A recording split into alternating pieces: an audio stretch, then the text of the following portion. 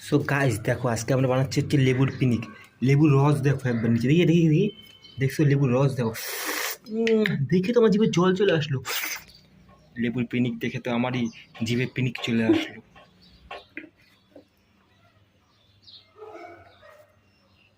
তো আমি একটা লেবুর পিনিক এখন খাই, দেখি কেমন লাগে খাইতে।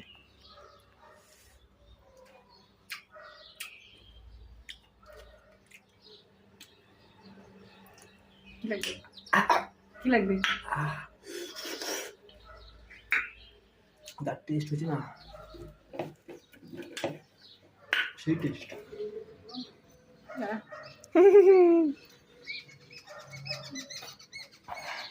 এই লেবুটাতে বেকার হয়ে গেছে, খিদে লাগছে।